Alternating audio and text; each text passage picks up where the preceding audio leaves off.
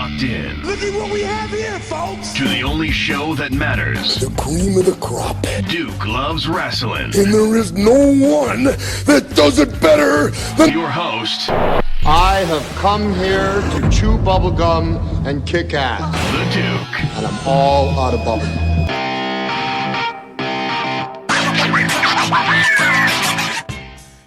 Happy Thursday, October 17th, 2019, and welcome back to Duke Loves Rasslin. That's right, Jack, this is the show about pro wrestling and everything else. Man, we have an action-packed show today. Kevin Lemanowicz, this is the guy who is not only a meteorologist, but he's also a lifelong pro wrestling fan. That's right, he's at the local Fox affiliate, Boston 25, and he's going to be joining us today. And boy, I love talking to Kevin. He's a great guy. I think you're really going to enjoy that.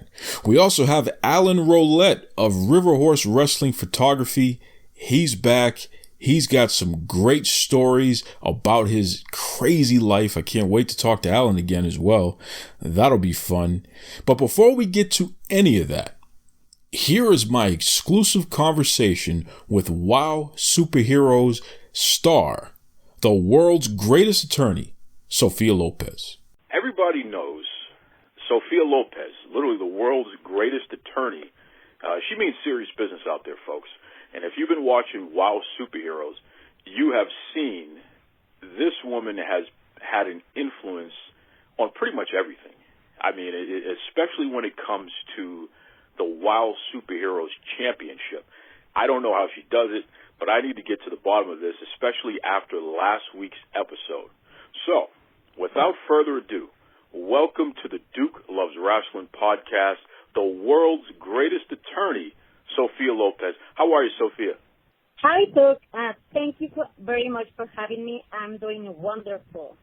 Excellent. And listen, I got to put this disclaimer in here, and when you sent me that letter, that first-class letter, and you let me know that if I say anything negative about the world's greatest attorney, Sophia Lopez, that I was going to get sued, I just want you to know that I've held up my end of the bargain. I have never said another mean thing about you ever again. So please don't sue me, okay?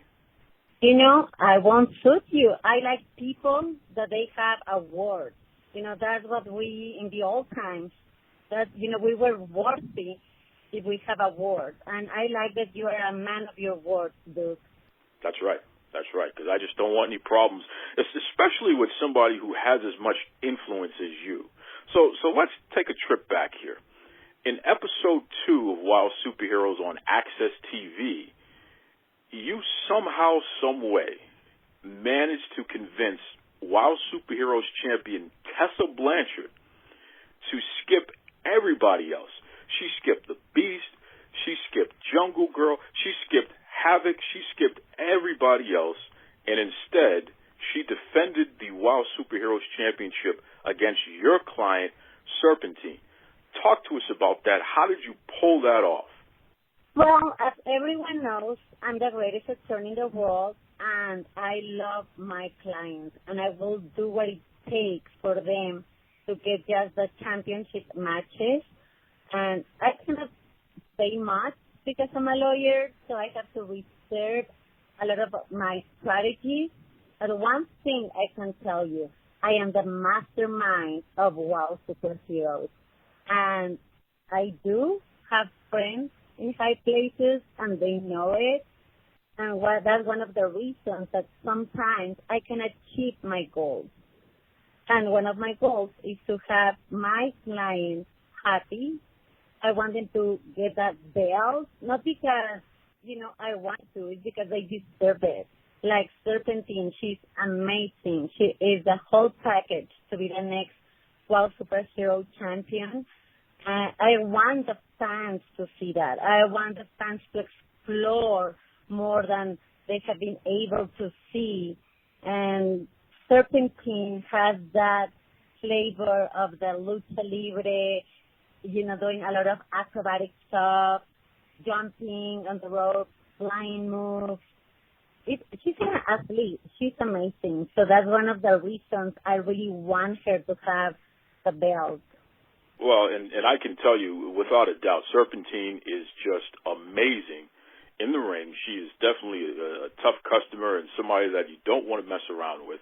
And when I had her on the show a few weeks back, she was pretty tough on me, Sophia Lopez, because I made the mistake of mispronouncing her name. I called her Serpentine, and, she threatened to beat me up. So, and that's when you sent me the message threatening to sue me, and it just, oh, my goodness, like I said, I don't want any problems with you ladies because everybody is so tough. I just don't want any problems there. Speaking of tough, you got to give us the exclusive here, Sophia Lopez. Something very interesting happened this past week on Wild Superheroes on AXSTV. Raina Reyes managed to walk into the room at the exact time that Tessa Blanchard and David McClain were discussing who was going to be the next WoW Superheroes competitor to challenge for the WoW Superheroes Championship. And Raina was chosen. And she said that the world's greatest attorney, Sophia Lopez, told her to walk into the room at that exact time. Give us the inside scoop. What's going on here, Sophia Lopez?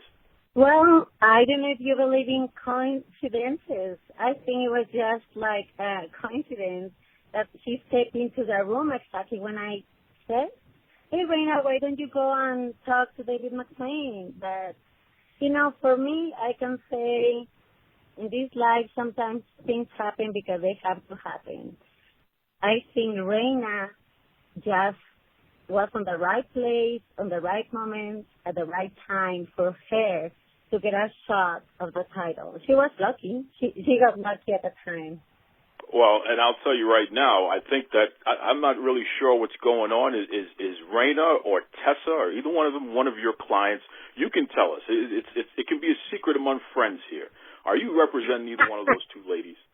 I like the suspense. I like that I'm a lawyer and I have the right of non-comment, and I'm very intelligent. So I know you want to know. And it's not that I want to be mean or anything. It's just like I'm being smart. I know how much I can tell. I know how much I cannot. But I'll tell you this. WoW is full of surprises. My alliances change from one person to another. And not because I'm not loyal. Like, in the contrary, it's because I'm totally loyal to my clients. So I'm going to look, the best for them. And they ask me, like, Serpentine, yeah, she's a tough cookie. She's a tough cookie, and sometimes she's like, Sophia, defend me, talk to them. Why are they calling me Serpentine? Or, like when she doesn't get, she wants a VIP treatment since she's with me. She's like, why I'm not getting my VIP treatment? I deserve it. I've been working so hard. I train 24/7. I eat good, I do my part, so they do their part. Me as Sophia Lopez, I need to do my part, and I promise them the VIP services, and that's what I do. So don't feel bad, dude. It's not that I don't want to tell you my secrets, it's just I'm smarter than that. Well, you certainly are. Folks, we're talking to the world's greatest attorney, Sophia Lopez, and you can catch her and all of her clients every week on WoW Superheroes, 8 p.m. Eastern Standard Time, every Saturday on AXSTV. Sophia, something interesting happened. A couple weeks ago, we had a wonderful, wonderful young lady who really captured the hearts of everyone, especially with this interview. I'm talking about Stephy Slays. And Steffi revealed to us that you were a person who helped inspire her to get into the pro wrestling business and start training at the WoW Superheroes training facility. And, she's gone on to become such a big star. My question to you is, what's going on here? Did you bring Stephy Slays into WoW Superheroes because you were being nice, or did you bring her in to give people like the governor's daughter, Abilene Maverick, someone to beat up on? You need to tell us the truth here. Come on now. Okay. Listen, I did bring Stephy Slays. I am friends. This is when, okay, I'll reveal this secret to you. It is like, I'm going to give you something so you don't feel like you didn't get anything out of this interview. But Stephy's mom, and she's a very good friend of me. We have been friends for several years. And talking to her mom, I realized that Stephy, she had what it takes to be a good wrestler and be at the top of the Wild Girls. And she was very young at the time, and I hesitated a little bit. And then I thought, you know what? Forget it. There is no age. There is no taboos. People are going to make it because they're going to make it. So I called Stephy's mom, and I said, come with me. I'm going to introduce you to David McLean. I want you to bring your daughter, and she deserves a shot. So she showed up at the training facility, and they did really like her. And she was still very young. And me as Sophia Lopez, the greatest attorney in the world, I haven't represented her because I thought she was a rookie. I thought she's gonna get better. She's gonna get the experience, the knowledge, and when she get it, yeah, I will be even happy to represent Stephanie. I think she has the guts, the character, the body, the training. I mean, also she has a whole package to make it big. But I was so busy also with Cage Heat, and back in the day, I wanted to be a manager because I realized that behind every superstar, behind every wrestler, every, great sports person, anything, there is someone that is giving you the opportunity. You need to work hard and do the rest, don't get me wrong, but at least they give you the opportunity to be there, as I said, on the right place, on the right moment, on the right time. So with Cage Heat, I was so touched because they were in jail, and I thought, wow, they really need someone to talk, to be the voice of them, to say, see, everyone has a second chance. Don't hang up or don't on your dreams. Don't quit on your dreams because everyone needs that second chance. So I was so focused on them that I let Steffi do their thing. Start training with Selena, start learning, start pursuing the titles. And I think that in the meantime worked out good for a while because as you mentioned it, like Evelyn Maverick, she was being very hard on her in so many matches. But now you can see that she's been doing amazing, how much she's learned over the years. And also that teaches a good lesson. No matter, how long does it take, if you pursue it, if you're persistent, you're going to get it. And sooner or later, I think Steffi is will be more like one of the favorites to get that belt. And also I'm happy, that her mom and me, we decided and set up this meeting for her so McLean get a chance to meet her and everything back in the day. Yeah, absolutely. And listen, shout out to Stephy Slays, and shout out to Stephy Slays' grandma, who at 82 years old, she just recently became a United States citizen, which I know Steffi and the family are very excited about that. So that's pretty cool. It's interesting, Sophia Lopez. When I watch Wild Superheroes, first of all, it's on AXSTV at 8 p.m. Eastern Standard Time. So we call that primetime television, right? I watch Wild Superheroes, and I see people like yourself, the world's greatest attorney, Sophia Lopez. I see the Beast. I see Serpentine and Stephy Slays and all these ladies here. There is so much diversity, and we're showing women in such a strong, positive light, including yourself, somebody who's the mastermind in Wild Superheroes. There wasn't too long ago where we didn't see women shown so positively on primetime TV, especially here in America. Talk to us about that. The fact that, even yourself, you're somebody who is a trailblazer. You're within a situation where you're inspiring others and you're showing that a woman can be strong, that she can control things, that she can help people reach their goals and their dreams.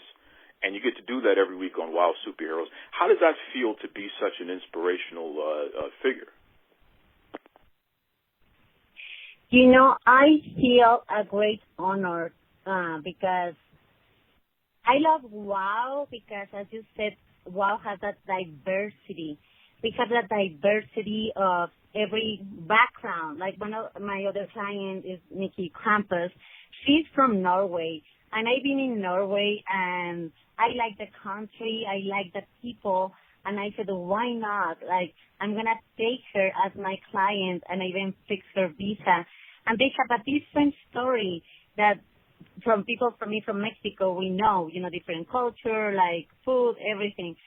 And I said that the world needs to know her. The world, I saw something on her, and I thought the world needs to know Nikki Krampus.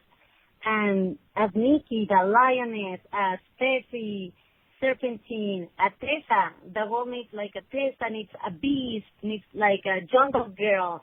The whole world needs all of us because we represent the diversity, and also that makes us special. One of the things that I love now about WOW is that we are telling more the stories of each character. I love that part because when the people, they need to know, the fans, they need to know that we have a purpose, that we just don't go and step on the ring just to fight for fighting. We have a purpose. And then when you see the benefit, you understand, and that benefit is to win that belt, but not just for winning and feeling superior. No, it's because something happened in your story that got you at that point that you really want to be on top so people respect you. Because being on top is not about, at least for me, I don't see the belt as like, oh, I'm going to feel like just superior. I just see the belt as that part of respect. Like I got all the way to the top just so them I'm worth it and that I'm doing something great to inspire others. And inspire, like we have a lot of fans. Some fans the other day posted a picture that I said our fans become our friends and our friends become our fans. And that is totally true. And I love that part because I do connect with fans. Sometimes I'm very bad, I have to say, answering the direct messages. But besides that, I'll try to take the time. And a lot of fans, they've been my friends now. And some of my friends are my fans.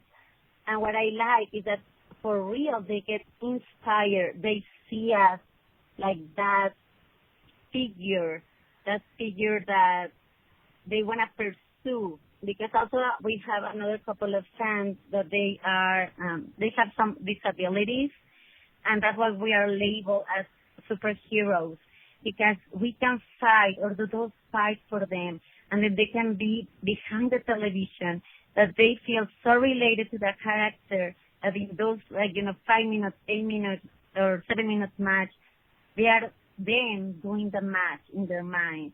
And that's what I like, Sophia Lopez, because I'm the mastermind, and not everyone has the capacity to go to the gym and be like a super strong or muscle man to do that, right? So then I like to show them that you can fight without fighting as well. You know what I mean? Like, you can have a lot of fights without fighting.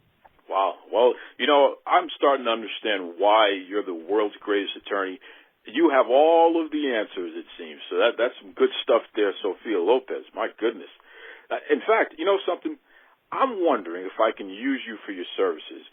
There's somebody in Wild Superheroes by the name of Sam Smart, and she's been calling me IQ inferior. So I want to know, the world's greatest attorney, Sophia Lopez, can I utilize your services to straighten out that no-good Sam Smart? Oh, yeah, definitely. And guess what? Usually I don't represent all the girls in WOW because my services are very expensive. So that's one of the reasons we have Samantha Smart. She can manage, the other girls that they cannot afford me. And I'm going to do something for you. I'm going to do a pro bono. So I'm going to get this straight for you at no charge. And another advice, don't even take it personal, Duke. Samantha Smart loves to call everyone IQ inferior. I really think she's very rude. And just don't feel bad. You're not the only one that is being called like that. Yeah, you heard that there, folks. Right there, the world's greatest attorney, Sophia Lopez, will represent me pro bono, and we're going to go after that no-good Sam Smart, because I got a funny feeling, just based on what I've seen her do with the people that she manages. You know, she's always cheating on their behalf, Sophia Lopez, which is something you never do. I got a funny feeling that Sam Smart has been cheating, and that's how she got all the good grades that she did in school. I got a funny feeling about that. Exactly. Everything it speaks by itself. If she's cheating on the ring, of course she cheated, in her career and in school. So that's the reason she got all A or A plus. But don't worry, we're going to get her. We're going to get her because for me, the fans are the best. For me, the fans are the number one. I love the fans, so I can't stand that Samantha Smart calls everyone IQ inferior. You heard it there, folks. I'm telling you, Sophia Lopez, there's a reason why she's the world's greatest attorney. She's letting us know here on the Duke Loves Rasslin podcast. Listen, Sophia, if the fans want to reach out to you on social media, what's the best way they can do it? Yeah, my Twitter, it's going to be at WOWE_Sophia. And it's Sophia with PH. I always like to say this because in the Hispanic community, usually we do the S, but it's PH. So WOWE_Sophia. And Instagram will be WOW_Sophia Lopez. Also, some people can find me on Facebook as Sophia Lopez, and also you guys can reach our main account, which is WOW Superheroes. You heard it there, folks. That's right. Sophia Lopez, the world's greatest attorney. I want to thank you for joining us on the Duke Loves Rasslin podcast, and I can't wait to see what the rest of your clients are going to do in Season 2 of WOW Superheroes on AXSTV. Once again, folks, 8 p.m. Eastern Standard Time every Saturday night. Thank you once again, Sophia. No, thank you. And guys, please keep watching. You'll find a hero. We're labeled as a heroes because we are your heroes. We want to fight for you. And I have 2 clients that are fighting for you in this season, and it's Serpentine and Nikki Krampus. So please cheer for them, support us, and thank you, Duke. Like, being in your show is so much fun.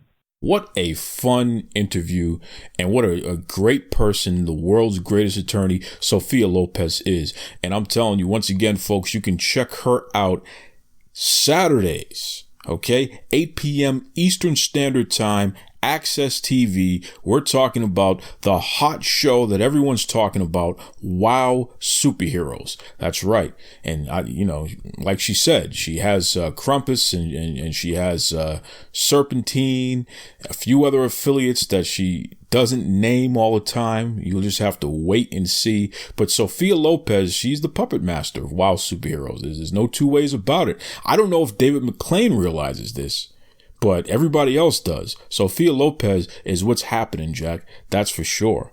That's right. Speaking about what's happening, October is just a crazy, hectic month for me. And it's because of 2 important people in my life. And I'm going to give a shout out right now. First and foremost, I got to give a shout out to my mom because today is her birthday. So happy birthday, Mom. She's 21 all over again, which is pretty awesome.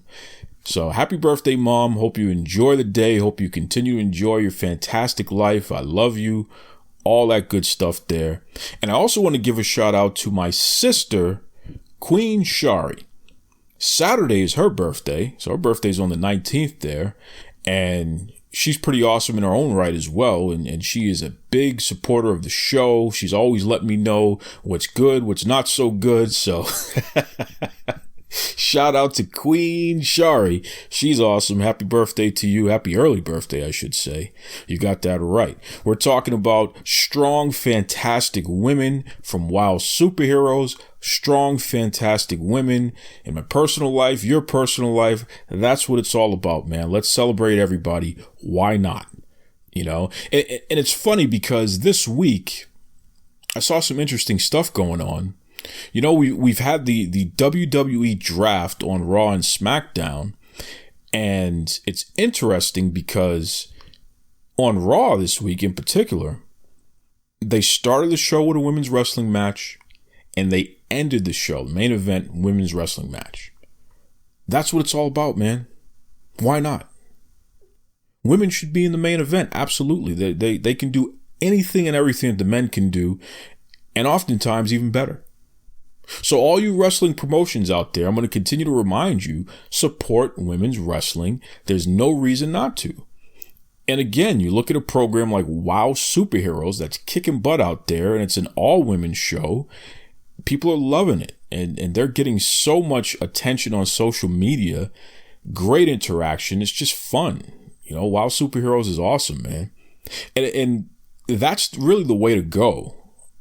You know, these wrestling companies are starting to realize when your show is on, you definitely want to be doing some live tweeting, interacting with the fans, keeping that energy going.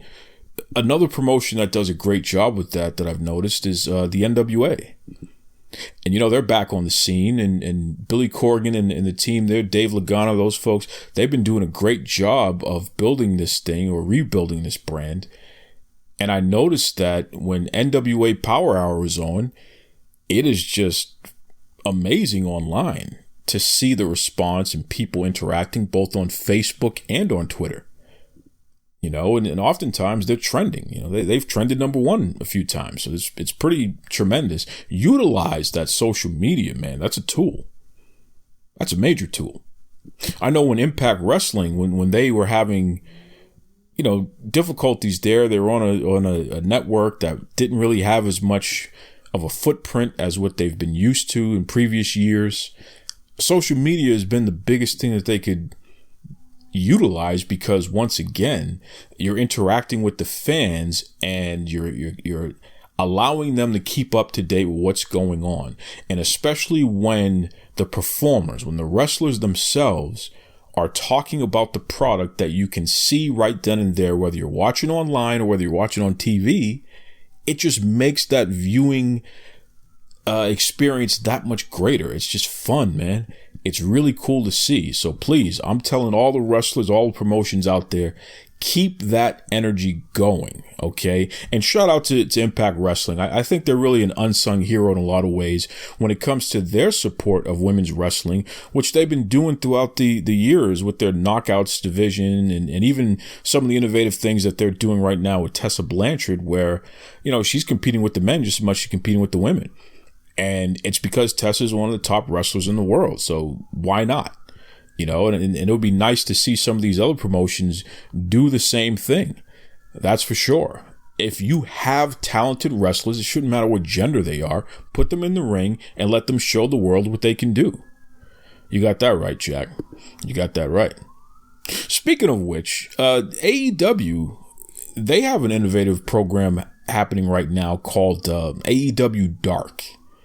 So, you know, they have their Dynamite show, which happens every Wednesday night, 8 p.m. Eastern Standard Time on TNT.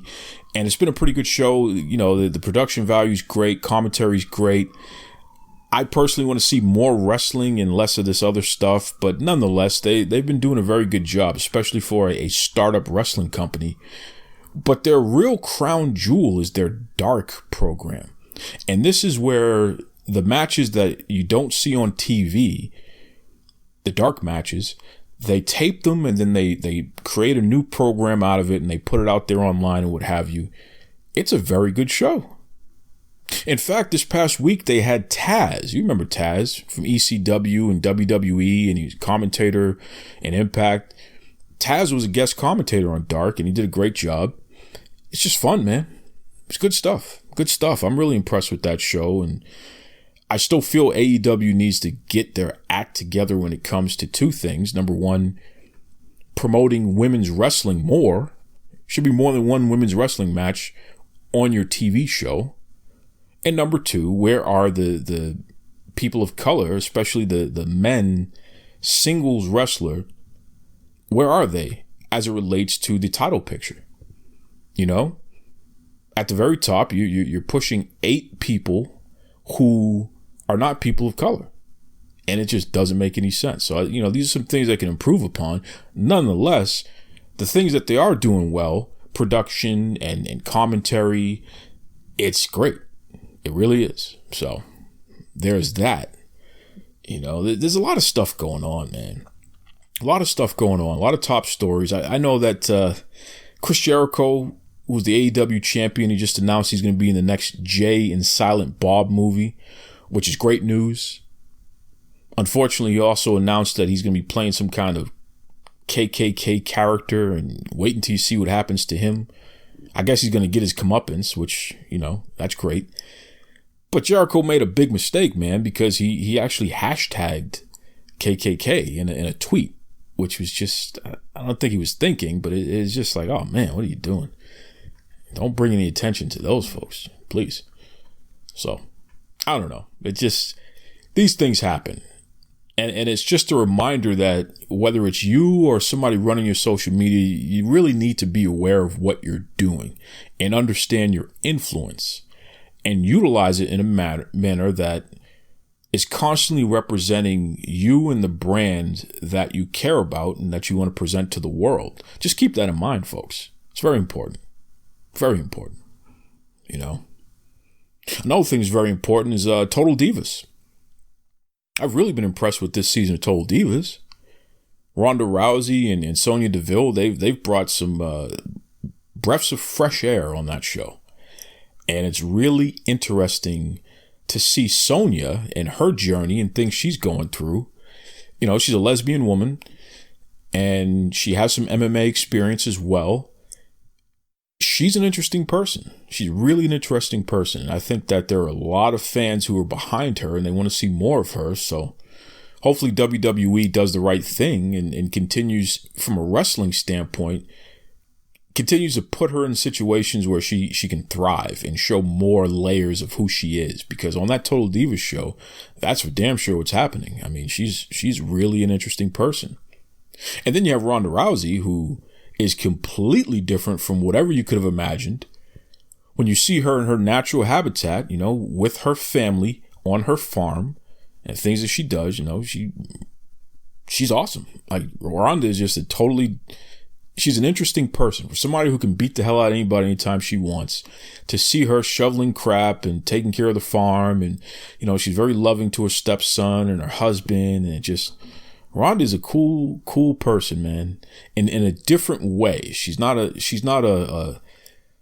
star in terms of how she presents herself. She presents herself as a very humble, laid back, cool person. So I got a lot of time for Ronda Rousey. She's great, and I'd love to see her come back to WWE. Hopefully that happens once she feels it's time. But I know Triple H said that it's definitely going to happen. Hopefully that's true, because I'd love to see it. I'm a big Ronda Rousey fan. I really appreciate her, and I love what I'm seeing on Total Divas from her. She's fantastic. So shout out once again, Total Divas, Ronda Rousey, the whole crew, Sonya Deville, love them. Love them. Okay, you know, those are just a few top stories there, and I don't want to belabor this because I have on the line my man, Alan Rolette, RiverHorse Wrestling Photography. It's going to be a great conversation, and in fact, it's going to be a two-parter. So let's jump into part one. Let's hear a little bit more from Alan Rolette and his journey, even beyond photography. Check it out. How important is it for wrestlers to update their promo pictures, and how often should they update those promo pictures? Well, the biggest complaint that I'll hear from from promoters or people who are trying to put shows together is, I can't believe this person sent me an iPhone picture of themselves as a promo picture, or I can't believe they sent me a picture of them, 7 years ago when in an old gimmick, or they had to have gotten new gear since then, that kind of thing. For everybody, it's a little bit different. I mean, some people don't change that much. I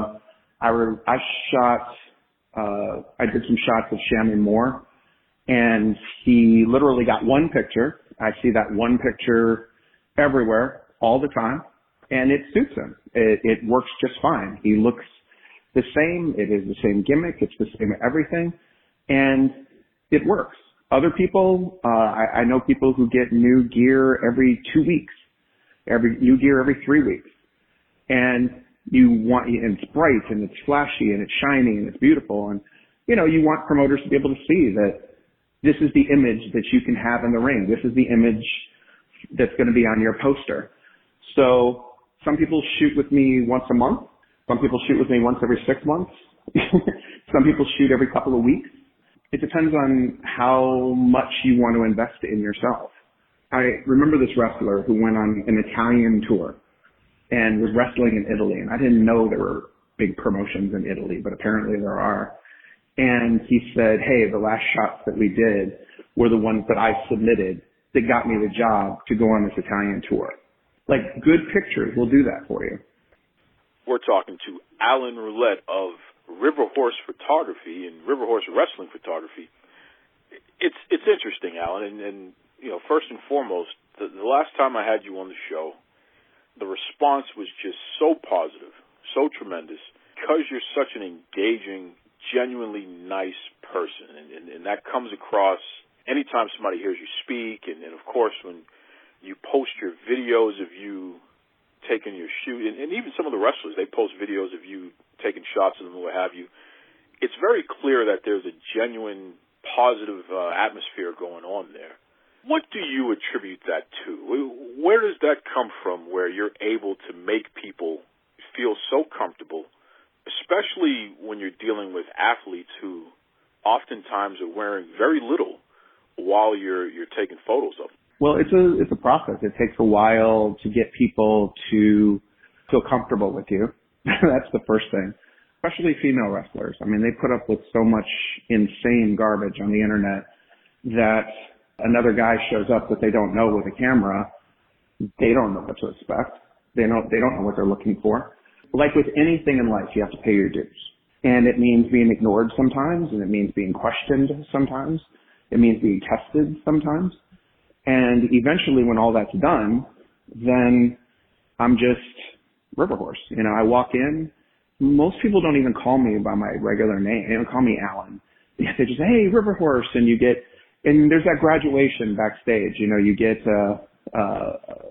get recognized. Someone says something to you. Then you get a very limp, kind of soft, touchy sort of handshake. Then you get a strong handshake. And then eventually somebody hugs you when they see you.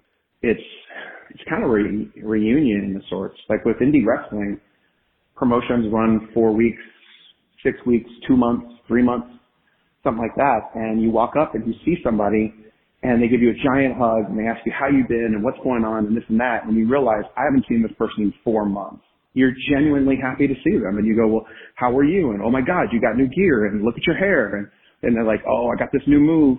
I'll let you know. I'll let you know when it's coming up. I want to get it on camera. I want to get somebody to take a picture of it, blah, blah, blah. And you start collaborating immediately and talking. And at the same time, you're catching up and, I'll have shoots here and I book it for an hour and 2 hours later we're still shooting. It's because we spent an hour talking and chit-chatting. I just did a shoot with Sophie Ramirez Castillo. And we were 100% saying that this is going to be a 2-hour shoot. This is it. She had 4 outfits, 3 other outfits that are going to blow your mind when those pictures drop. And we're going to be done in 2 hours. And 3 hours and 20 minutes later, we were still working because we were chatting about this and that. And we hadn't seen each other in 2-3 months. And we just chat. I mean, the occasional text every once in a while, but we spent more time talking than we spent working. So that's what I'm talking about, because I hear that, because I do my research now. You got to understand something here, RiverHorse. I do not have a guest on this show unless I do my research, and then I do follow-up research as well. And you definitely have a reputation of just being a genuinely nice person, a person that people are happy to work with and happy to have you as a person taking their photos. You're a person who's had an interesting life because photography is not always your main bread and butter. No. Talk to us about two other parts of life in particular and just how vastly different all three of these mediums are. So you're at photography, but before that, you were a teacher, and even before that, you were in the military. The story as I was growing up constantly was, you have a college fund. There's a college fund waiting for you there. There's a college fund waiting for you. So I hit my senior year, and I was working and making money, but I was spending mine because I didn't think there was any wasn't any reason. I'm going to college. I'm getting ready to go to college. Hadn't taken the SATs, hadn't taken anything, like just very poorly prepared by the folks. And, kind of almost let down a little bit by the school system too. I mean, I don't blame them completely. It's my parents' responsibility. But it came time close to graduation, and my dad's like, one Saturday he got me up and he goes, come on, get in the truck, we're gonna go. We had a pickup truck at the time.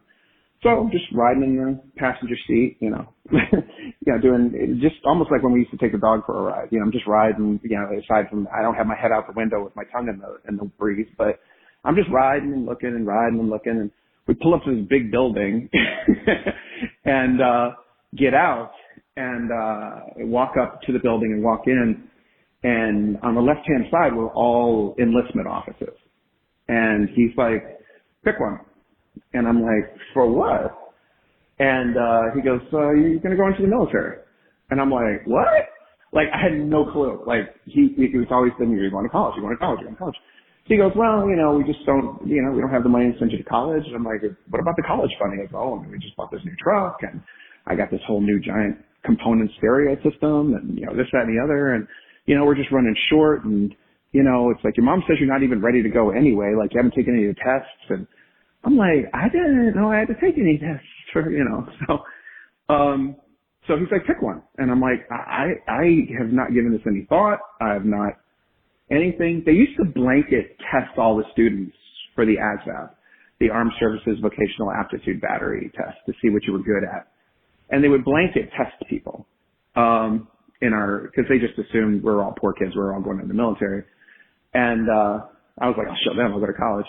So here I am with the military recruiter, and I'd gotten a really good score on the AXSTV, like a crazy good score on the AXSTV. And it had pointed me in some directions that I might want to work in. Medicine and teaching was one, psychology was another, blah, blah, blah.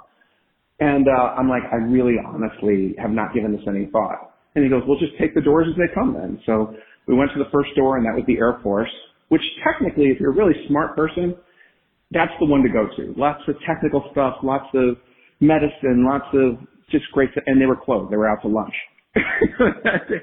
So we went to the next one, and that was the Marine Corps.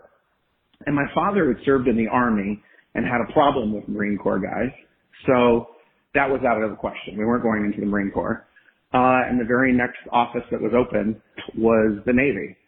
And literally an hour and a half later, I was signed up and on the delayed entry program, and I was waiting till August 21st to go to Chicago, to go to Great Lakes, Illinois, to do my initial training. And it was surprising. Like, I had signed up for the medical corps. They had given me what is referred to as a C school after the A school. A school was hospital corpsman. C school was psychiatric technician, which was basically you're kind of a junior therapist and give medication, that kind of thing, restrain patients and all that kind of stuff. And I was like, well, I do want to be a psychologist, so I guess this is making the lemonade out of the lemons. Waited and made it through my summer, and August 21st said goodbye to everybody and flew off to basic training. So I got there, made it through basic training, went to my A school, which was hospital corps school. They teach you how to work in the hospital. They teach you how to do all those first aid kind of things, how to work in clinics, how to run the equipment. In the military, in military hospitals, the techs, the enlisted run everything. And then the officers are usually a nurse or a doctor or something like that telling you what to do. So we learned all of that stuff. I left there, got training to be with the Marine Corps and left there and went to a naval air station in Texas, where I served at a naval air station for a while. They moved me to a second one, which was in Beeville, Texas, which I'd never heard of Beeville, Texas, but apparently at the time it was the hottest place in the country. It was so hot that they would hang black flags outside, and if you were caught walking outside, you got written up for destruction of government property. It was that hot. And so I stayed there for a few months, and then eventually went to psychiatric technician school, and then spent the rest of my time in Virginia at Naval Hospital, Portsmouth, Virginia. After I left there, I went to California for a while. I was very much into music and had a girlfriend at the time and blah, blah, blah, and went out there and was going to, become king of rock and roll. And I worked as a psychiatric therapist out there. It was really easy in California. People complain about California a lot, but one of the cool things about California is if you have experience in the military, at least back in 1989, 1990, if you had experience then, that translated to some sort of certification in California. So when you got out of the military, you can work if you went to California. There were other places that was not the case. So started working and doing my thing, left California, went to North Carolina, was still working. I was working in a burn center at that point. Eventually became kind of the psychiatric liaison between the psychiatric department and the burn department, because the burn people did not understand crazy people at all. And the psychiatric people didn't understand the medicine of the burns. So they had somebody who floated back and forth, and that was me. Met my wife, and the rest was history. So we had kids, and in raising them, sometimes you get very thoughtful in life. Like, you get very thoughtful about things. And you look at what you have and you say, am I doing enough? Do I deserve what I have? Everybody does it. It's like a crisis of conscience. Everybody has one. Sometimes you run out and buy a big red sports car and, get a young wife and, freak out and whatever. Or sometimes you change your profession, or sometimes or whatever. And so I thought, the best way that I can serve mankind is to become a teacher. So I finished up a degree I had been working on, became a kindergarten through fifth grade teacher, and taught kindergarten through second grade. Was the beginning of my career. Kindergarten, first grade, and I did second grade a couple of times too. Then you kind of wake up from your stupor and realize, you know what, maybe I want to, have more adult conversation. Maybe I want to educate. I want to teach. I want people to really learn. And it's great to teach kids their colors and numbers and stuff, but I want to get in there. And so I changed professions to high school. I moved to high school and eventually moved into the accelerated placement program, which is kind of like high school, college. You pass the class and you take the exam, and if you pass the exam, you get college credit, kind of thing. Several years having high-minded historical discussions with kids who either cared way too much or cared way too little. There wasn't much middle of the road. They were either like, I need this for college, this is the most amazing thing, and they absorb it like a sponge, or they are kind of like, I'm just here because my counselor said if I take this class, it'll be easier to go to college. So did that for a while. Eventually ended up in the charter school system, great school, Compass Middle Charter School, and taught middle school for a while. But at the same time, realized that if I put half the effort into something for myself that I put into teaching other people's children and sort of being a servant for others, if I served myself a little more, I would probably be a little happier. And realize, getting back to what you're saying in an incredibly long, roundabout way, by doing photography, I am serving the greater good. And I know it sounds trite and it sounds silly, but when you show people their pictures for the first time and you show them how you see them and you see the look on their face, it is priceless. And you fix things, you spackle cracks in them, things that they believed about themselves. I've had people say, I didn't know I was this beautiful before, or I didn't know I looked like this, or what did you do to this picture? This is not how I look. And I'm like, it is how you look, and it's how I see you. And so, for the first time in an incredibly long time, every time I post on, RiverHorse Photography Alan Rolette on Facebook, or RiverHorse Wrestling Photography Alan Rolette, every time I repost a picture or I post a picture, I always write the same thing. I love my job. Because you never hear anybody say, I love my job. You do hear it, but you don't hear it enough. And when I post that picture that I took, I have a memory, that person has a memory of it. There's a whole story behind it. There's a whole day or an hour or however long it took behind it. And I really do love my job. I love my job. I love my life. And because I love it so much, everybody else has a good time when they do it too. They love what they're doing. They might be nervous or self-conscious or please don't shoot this, please don't do that, please don't this. I'll snap off 4 or 5 pictures. I'll show them. And they'll go, oh my God. And then all of a sudden we're off to the races and having this very intimate shared experience with each other doing photography. And they keep coming back. They come back because it's a good experience for them. It's such a beautiful journey to hear you describe all of those different periods in your life in such detail and explain the transition. I guarantee you 99% of the people who have been your clients have no clue that you're in the military and you're doing, psychology and then you went on to education. I knew about the kindergarten stuff and what have you. I didn't realize you did all different levels of grade school, from kindergarten all the way up to high school. Yeah. So that is just tremendous.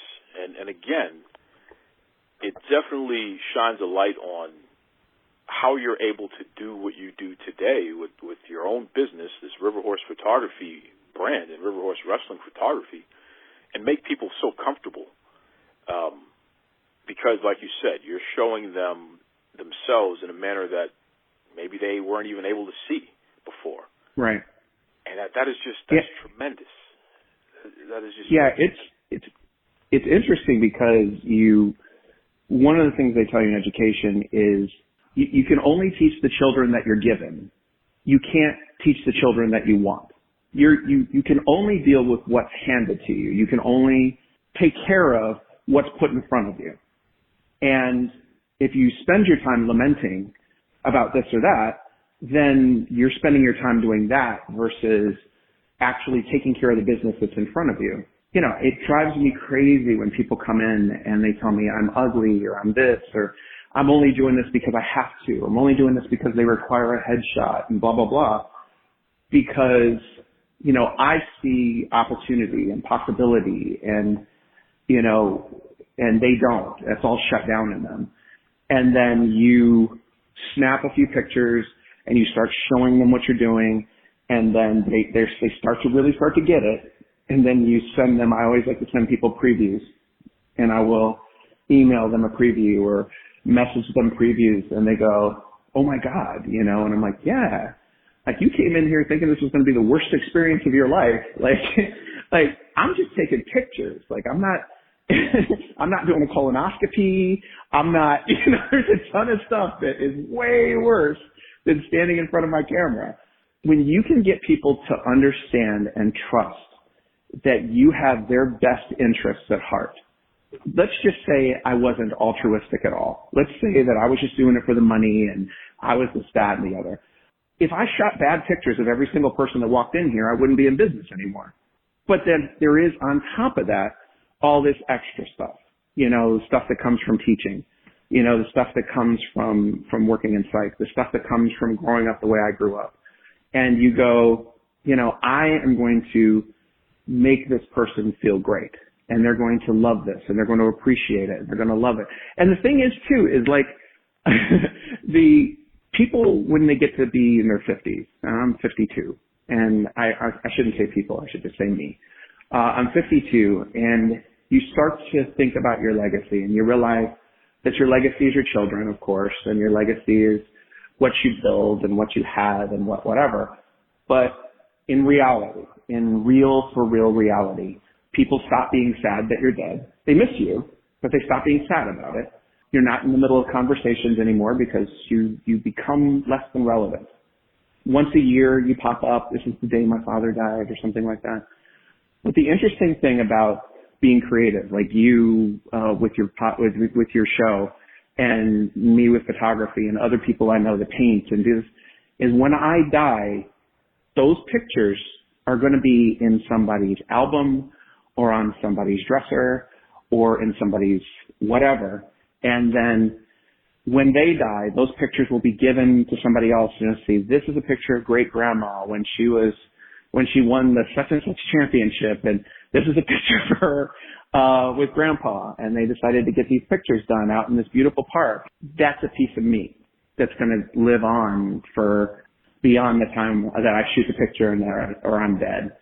And that is to be able to give people the gift of being able to see themselves, and at the same time give myself the gift of a limited immortality. That's a pretty powerful thing. And I tell people I love my job because I love my job. That's what I'm doing. I'm giving you memories, and I'm making myself, every picture I take that you buy or that you get makes me immortal a little bit. What a cool guy Alan Rolette is. Once again, you got to check out RiverHorse Photography and RiverHorse Wrestling Photography. So keep in mind, it's an umbrella type of deal here. He goes to the wrestling shows and he does great jobs of capturing amazing moments of the wrestlers. And he'll also do personal portraits for them. They got to keep that stuff and always have promo pictures and what have you. They sell them, autograph them for the fans. Really cool stuff. But he also does photos for regular folks like you and I. He's not just doing athletes. He does everybody. And you have to check out his website and definitely do whatever you can. I'll be posting all the links and what have you, especially with the holiday season coming up. I mean, this is a great time to get your photos in before the rush happens. The rush. And Alan Rolette's a great guy, great photographer to definitely utilize. So next week we'll have part 2 where he digs even deeper. He talks about his family a little bit, and I really think you're going to enjoy that. That's right. Okay, up next, we have the guy from our local Fox affiliate. We're talking Boston 25, meteorologist Kevin Lemanowicz. And Kevin is a lifelong pro wrestling fan, and he is just so awesome and really fun to listen to, and he has some great perspective. So we're going to listen to Kevin coming up next. But before we get into that, we got a special message from our friend Michelle Evans, who's competing to be your next Maxim magazine Maxim cover girl. Hey everyone, it's Michelle Evans. Thank you so much for supporting me on this Maxim Cover Girl contest. Because all of you listening to Duke Loves Rasslin's podcast, I have made it to the next round, and I am just a few rounds closer to being your next Maxim Cover Girl. Please continue to vote, and remember, you get one free vote every 24 hours. Head over to maximgirl.com/2019/Michelle-7 and vote for me, Michelle. Thank you again, and keep listening to Duke Loves Rasslin.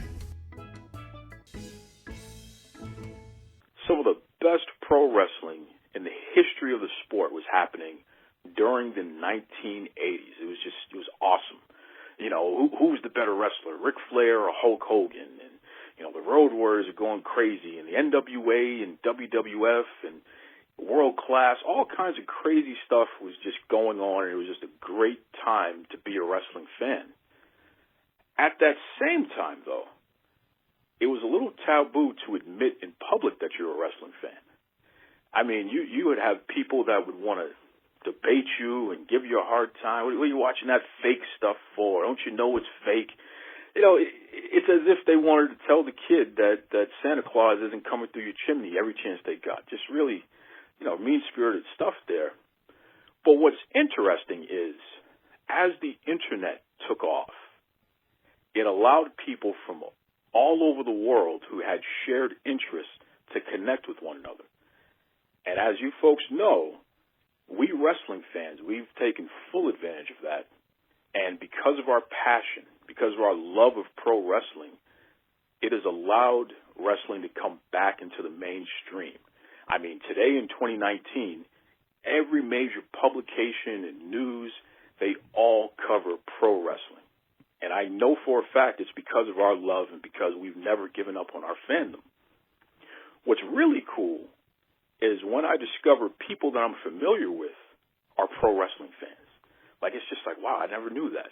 And then it turns into this big thing. I feel like a kid in Christmas because it's like, you're a pro wrestling fan too? This is awesome. So for our next guest, I just recently found out a person who I watch practically every night on my local 10 o'clock news. Just found out that he's a lifelong wrestling fan. I said, you know something? Got to get him on the show. Definitely want to talk about this because this is cool. So without further ado, the meteorologist of our local Fox affiliate, we're talking about WFXT Boston 25. Welcome to the Duke Loves Wrestling podcast, Mr. Kevin Lemanowitz. How are you, Kevin? Doing great, Duke. Thanks for having me on. Well, it definitely is my pleasure, and I got to ask you right off the bat. We have SmackDown, which has moved from the USA Network over to Fox. And, you're the meteorologist here at our local Fox affiliate in Boston. Talk to us about that. I mean, you're a lifelong wrestling fan, and, you have your job, which is your passion, and now you have wrestling, and you have an opportunity to kind of blend the two. Talk to us about how that feels. Oh, it's wonderful. When we first heard about Fox doing this several months ago, I guess almost a year ago, and knew that it was coming, I just couldn't wait to try and do something with it. And I did not waste any time. The first week it was coming up, and I kept pushing, we need to do something that can tie it in with our newscast. Bring the show's on, and SmackDown is on just before our newscast. So SmackDown's 8 to 10, and we're on 10 to 11:30 for news, hour and a half of news. So fortunately, I have great management here who thought that's a great idea. Let's figure out what we can do. So they sent me down to New York City, and the week leading up to the first SmackDown Live on a Friday night, Fox News Channel was interviewing different superstars every morning. And the first morning, Monday, was going to be the then champion, Kofi Kingston. And what people may not have known around here is that Kofi Kingston grew up here, went to Winchester High School just to the west-northwest of Boston, was a wrestling captain for a team that's known. Winchester's a powerhouse wrestling program here in Massachusetts. And then he went to Boston College, and he graduated from there, which is actually where my son graduated from also. So there was that connection. And what a great tie-in. Now we've got the champion, the WWE champion from the area, SmackDown happening on Friday night on our station just before our newscast, which I knew would do killer ratings for us. It did. And I'm a wrestling fan. People don't know that side of me. They don't know that side of my personality, likely, because like you were saying, growing up, that's not something you kind of shouted from the rooftops because it was kind of taboo. People thought it was kind of strange that you'd be a pro wrestling fan. Well, when we had that connection, we had Kofi right there in front of us, and he was going to be there, and Fox News said, sure, come on down. I was able to go to New York, go into the ring with him outside of Fox News Channel and interview him, and he couldn't have been a more spectacular person and a great guest and a great interview. We were able to put that together. We even interviewed a gentleman who does a radio broadcast on Sirius and had him as part of our stories. We made it into something. And the reaction has been pretty incredible, dude. Just like yourself, a lot of people like saying, really? Kevin's a wrestling fan? Never knew this about it. I've been on this station for 23 years, and nobody knew that about me. So it's been a wonderful, eye-opening experience. Well, and that really is the best part. I mean, like you said, you've been on television for 23 years, and you do such a great job. I mean, you legitimately are just an excellent meteorologist. The fact that you're also a wrestling fan is just so cool because we legitimately, within the wrestling fan community, come from all walks of life. No doubt. A lot of folks, you know, they have a stereotype of us as if we're just these folks who, you know, we're nothing happening, do nothing jobs, or what have you. Well, hey, Kevin is a meteorologist. Think about all the schooling and everything you had to go through in order to get that gig, and you've been doing it for so long. All right, so Duke, I'm actually a scientist. I studied meteorology. I worked for forecasting firms. So if I was on television, I would be doing the meteorology for the National Weather Service, for an airline, for a forecasting firm, like an AccuWeather, for instance, that does 24/7. The one I worked for was called Fleet Weather in New York. So that's what I do.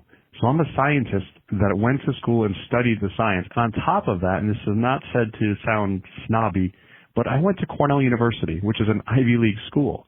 And I only say that because I think people will look at me and think, okay, he's a scientist on television, and he went to an Ivy League school, and he likes wrestling?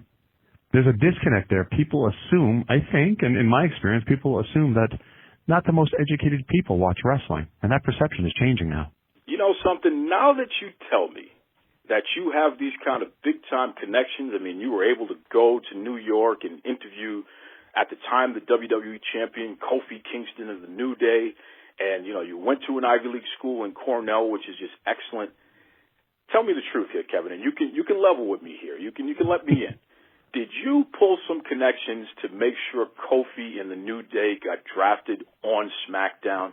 Because it's a little funny coincidence here, finding out that you're so connected, and then that happened the other night. What's going on here? No, I had nothing to do with it at all. No way, Duke. I had no say in any of all that. I mean, we want the best to be on SmackDown for our show, for our ratings, obviously, because we want, and you knew Brock Lesnar would be there, for instance, because you want that big name on the $1 billion Fox contract. And it really shows how popular and over the New Day is to have them there as well. Absolutely. And, you know, it's funny when you talk about that because, like you said, your broadcast comes in literally directly after SmackDown's off the air on Friday nights there. It goes right into our 10 o'clock news. I find it interesting, though, that you were afforded the opportunity to actually go and interview Kofi because I don't see too many meteorologists doing interviews there. So that definitely says a lot about the type of respect that the station has afforded you there. You've definitely earned a pretty good place there, huh? Well, they've known since forever, since I've been here, that I'm a wrestling fan, and it's not something that we've talked about on television so much because we didn't have a show on. But they knew it, and so when the opportunity came up, I was the natural guy to go to, even though, you know, when you're on air, and especially in this day and age of social media and personality, people want to see that different side of you. At least that's what they tell me. So the meteorology is one thing, and the forecasting, I mean, you have to be accurate, and believe me, I wouldn't be here 23 years if I wasn't perceived to be accurate. That they would have run me out of here a long time ago. But to be able to show the other side of your personality that actually goes along with the product that's on the air was a great marriage of the things to come. And we were happy to do it. And like I said, management just was right on board with it. That is impressive. And it's funny that you talk about the fact that the importance of being accurate with your job. It's sort of like pro wrestling in the sense that you can be a baby face today, or you could be the bad guy tomorrow if you say there's going to be a foot of snow and then we only get a couple of flakes there. So that's pretty wild there. Were you saying I'm a heel now? No, I'll tell you right now, Kevin, this is the reason why I watch you on Boston 25, because you absolutely are accurate, and it just... You've been a hell of a lot more accurate than non-accurate, so it's worked out pretty well for everybody there. I trust you. Thank you. Why pro wrestling, though? Of all the things to be passionate about and choosing an entertainment medium to care about so much, why pro wrestling? That started with my grandfather and my father. Bringing me to local areas around here. For instance, there used to be a show, if it wasn't weekly, it was bi-weekly in Attleboro, Massachusetts, at a place called Jack Witchke Sports Arena. And it was, gosh, if you would watch a movie with the old men wearing their fedoras and smoke-filled auditorium, cigars in hand, this was the place. And, you know, my grandfather would get in shouting matches with some of the other men there when wrestlers were doing certain things. But it was interesting to go and watch. And of course, as a kid, you don't realize the predetermined aspect of it. You just assume there's two guys and they're beating the hell out of each other. So we'd go to this, and it was only a couple dollars going to sit in the bleachers, and it wasn't much bigger than what you would see in a TV studio on Saturday morning. The interesting thing, and it started to click with me back then, after a while, I remember distinctly one time a match between Greg the Hammer Valentine and Chief Jay Strongbow. And Greg the Hammer Valentine put that figure 4 on Chief Jay, and the Chief got carried out on a stretcher, and everybody was gasping, his leg must be broken, what did Greg Valentine do?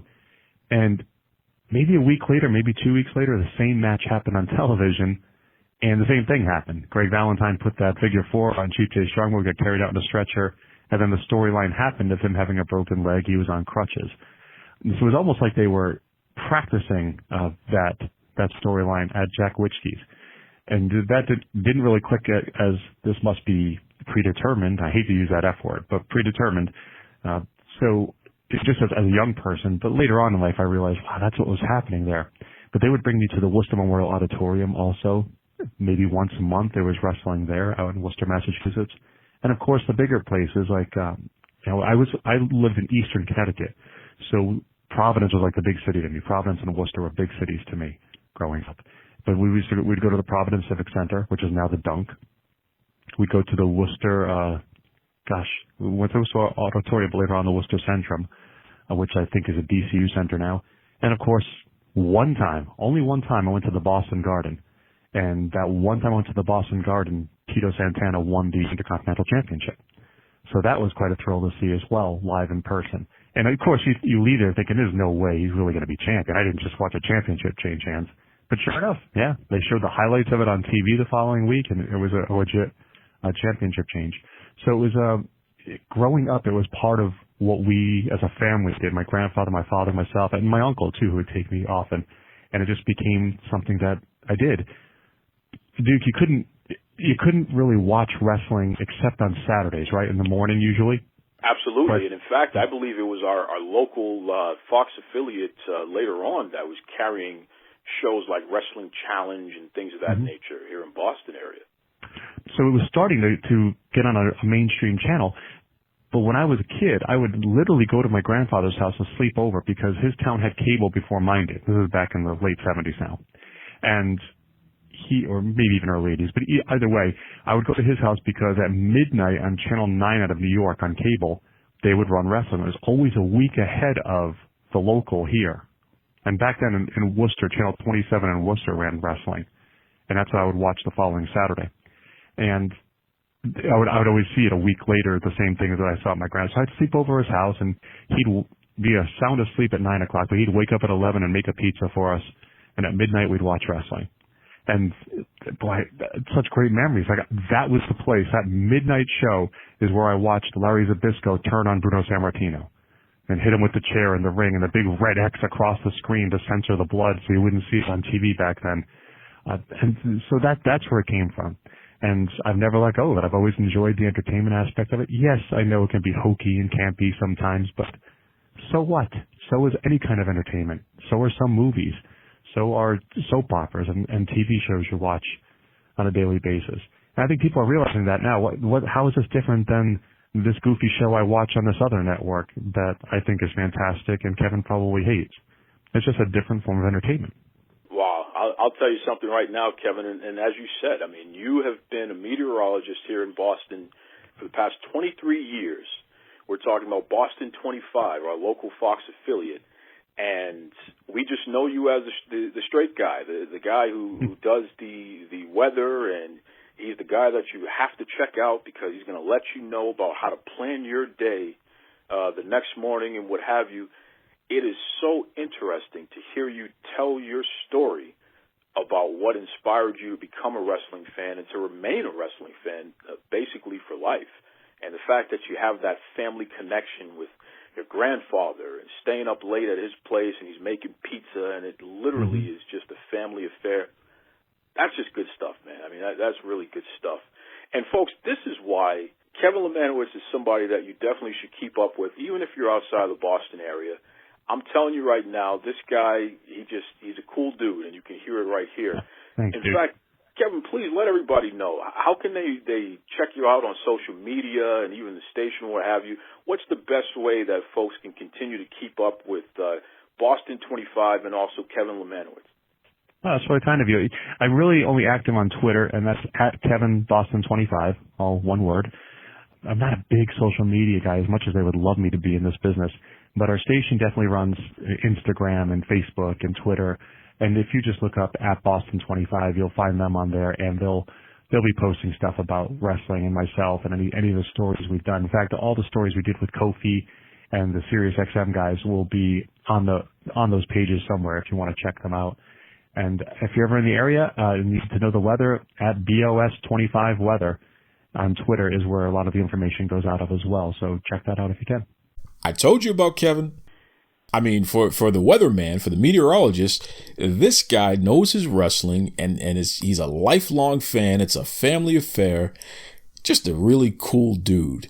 And don't worry, folks. We're going to be hearing a lot more from Kevin through the months, especially, here in Boston. We get these nor'easters and these major snowstorms and we get feet of snow at a time during our winter time. So it'd be cool to check back in with Kevin and get the heads up on what's coming down the pike. And also, just the fact that he is the meteorologist who does the 10 o'clock news, which is happening directly after SmackDown.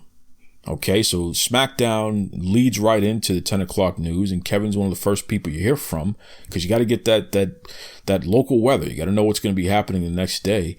He's an interesting guy, and he's in an interesting position, so it's fun to see.